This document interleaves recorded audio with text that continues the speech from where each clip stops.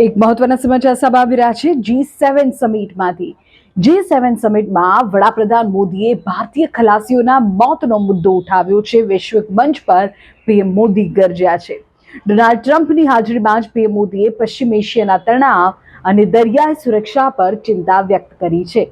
ફ્રાન્સના એવિયનમાં યોજાયેલી G7 સમિટમાં પ્રધાનમંત્રી નરેન્દ્ર મોદીએ પશ્ચિમ એશિયાના તણાવ અને દરિયાઈ માર્ગોની સુરક્ષાનો મુદ્દો ઉઠાવ્યો છે। પીએમ મોદીએ વૈશ્વિક નેતાઓની સામે તાજેતરમાં અમેરિકન લશ્કરી હુમલામાં ભારતીય ખલાસીઓના થયેલા દુઃખદ મૃત્યુ પર ચિંતા અને આક્રોશ વ્યક્ત કર્યો છે। સૌથી મહત્વની વાત એ છે કે જ્યારે પ્રધાનમંત્રી મોદી આ ગંભીર મુદ્દે વૈશ્વિક નેતાઓને સંબોધન કરી રહ્યા હતા ત્યારે અમેરિકાના રાષ્ટ્રપતિ ડોનાલ્ડ ટ્રમ્પ તેમની બિલકુલ બાજુમાં જ બેઠેલા હતા।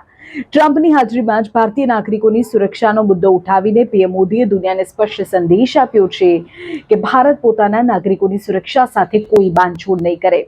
પીએમ મોદીએ પોતાના સંબોધનમાં વૈશ્વિક મંચ પરથી શું કહું તે આપને કહું છું। તેમણે કહ્યું કે અમે પશ્ચિમ એશિયામાં શાંતિના પ્રયાસોનું અને તે બાબત પર થઈ રહેલી પ્રગતિનું સ્વાગત કરીએ છીએ, પરંતુ આ સંઘર્ષને કારણે આ ક્ષેત્રમાં મારા મિત્ર દેશોમાં ભારે જાનમાલને નુકસાન થયું છે। સ્ટ્રેટ ઓફ હોર્મુઝ દ્વારા થતા દરિયાઈ વેપારમાં વિક્ષેપને કારણે વૈશ્વિક અર્થતંત્ર પર તેની ખૂબ માઠી અસર પડી છે। પીએમ મોદીએ દુઃખ વ્યક્ત કરતા કહ્યું કે આ તણાવ અને હુમલાઓમાં આપણા નિર્દોષ ભારતીય નાગરિકોએ પણ પોતાના જીવ ગુમાવ્યા છે। વૈશ્વિક વેપાર દ્વારા દેશોને પરસ્પર જોડતા નાવિકોની સુરક્ષા કરવી આપણા સૌની સામૂહિક જવાબદારી છે।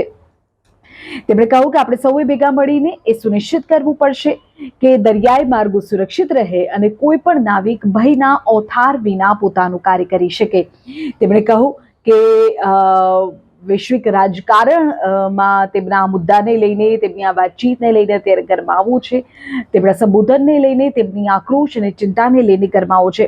અમેરિકી રાષ્ટ્રપતિની હાજરીમાં જ અમેરિકી હુમલાનો મુદ્દો ઉઠાવ્યો છે પીએમએ, અને ભારતે સાબિત કરી દીધું છે કે વૈશ્વિક મંચ પર ભારતનો અવાજ હવે દબાવવો શક્ય નથી। આ મામલે તમારી શું કમેન્ટ છે, જણાવો।